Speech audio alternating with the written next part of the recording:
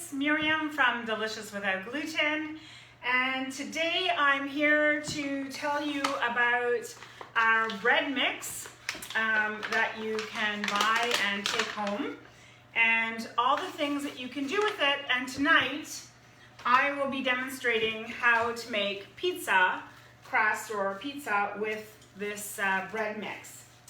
So I'm going to get right into it because we have a lot of things to cover. What you need to do is put in your bread mix, so I'll do that right away. And I don't know if you realize gluten-free flours tend to taste very bland. So depending on what you like as a base, I put some oregano, some red pepper flakes, and some garlic inside a little spice bowl, maybe about a teaspoon of each. And I'm going to add that to the mix. Now you don't have to, you could do it plain, but that's the way my kids like it. And then you're going to put in an egg. You can put in the yeast, and these are on the instructions attached to the paper that you get when you buy the mix. And there's a 1/4 cup of oil. Now in the instructions, when you're making a bread, it says to put 1.5 cups of water. Now we're only putting in 1 cup of water.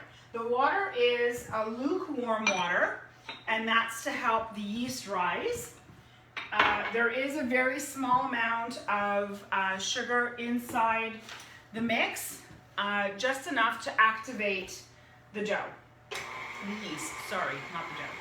So I'm going to put it on for about, I don't know, 2 minutes, maybe not even, just a minute.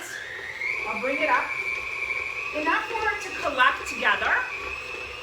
What I've done beside me is I've put a little bit of all-purpose flour so that I can actually knead the dough. So it's going to sort of release on the edges a little bit.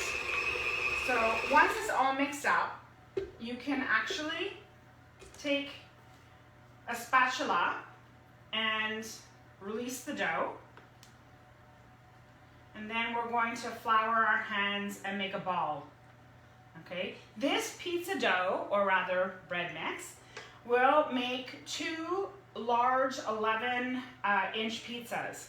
Or you can make a few smaller ones, depending on how you want to work it. So I've got everything inside my bowl here. I'm just going to take the bowl, the mixer, and put it down so that we can work.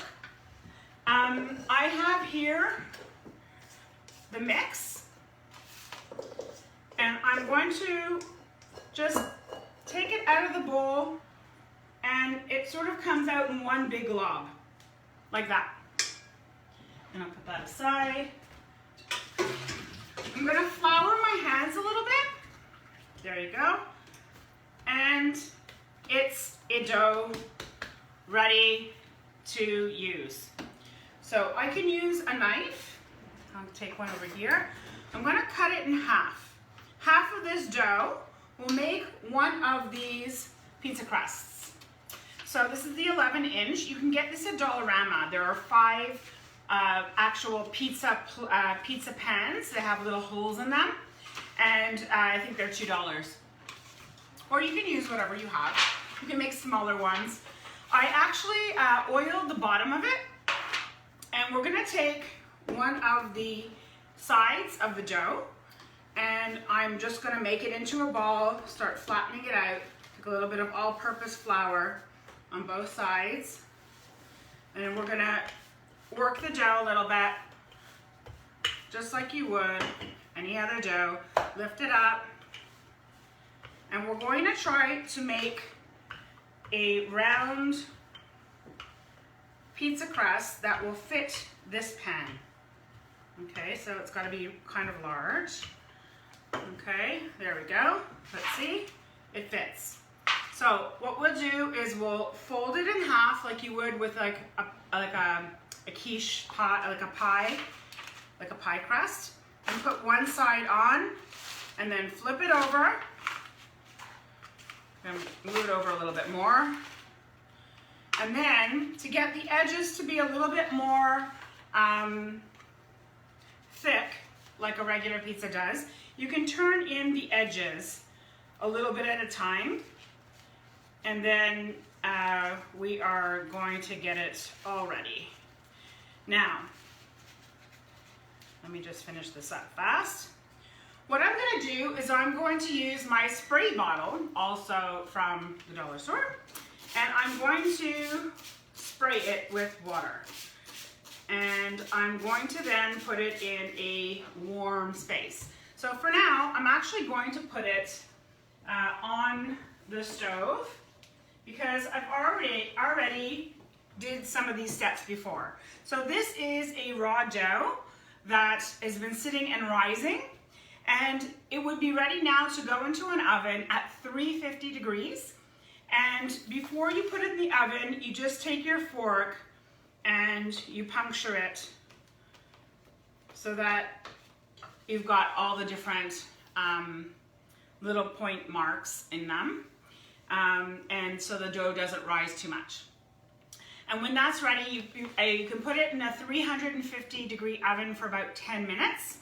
And when it's finished, it will sort of be half baked. So that's what this one is. So this one is already half baked. And what I'm gonna do is I'm gonna start to actually put my pizza together. I programmed the oven now to be at 425. And I'm just putting some pizza sauce right on top. There we go. And then followed by some cheese. And then what I did is I put some different things in front of us. So this is going to be vegetarian, well, you could, if you use vegan cheese, you can call this a vegan one. I'm using artichoke and sun-dried tomatoes. Now you can put anything you want on this pizza, as you please. And sun-dried tomatoes are here. And then I have this spicy antipasto. So again, my kids really like spicy, so I put some of that on there. And I think I'm just gonna use a little bit of green. At this point, I probably would use some arugula, but right now I have some basil in front of me, so I'm gonna take some basil leaves and put it like this. Now it's ready to go into the oven, and you can put it in for another, I would say until it all melts and the crust is golden. I'm gonna put a little bit of oil on the edges of the pizza crust. So I'm just gonna put a little bit of oil around, and it's ready to go into the oven. So in the oven, sorry, I hope I wasn't too confusing. I've got my beautiful pizza. I'm gonna put it into the oven. It's 425, and probably for about 20 minutes. So I'm gonna put 20 minutes on there. And then when it comes out, you have your amazing pizza. The cheese should be melted, and the crust should look golden brown. And that's it. I have another dough here that's ready for a second pizza. So this dough, this actually gives you two very large, round, 11-inch pizzas. You can feed an entire family with this, at least mine. We're only 3. And that's it. So if you have any questions, I'm posting this. You can ask below, and from there I will answer. Happy baking!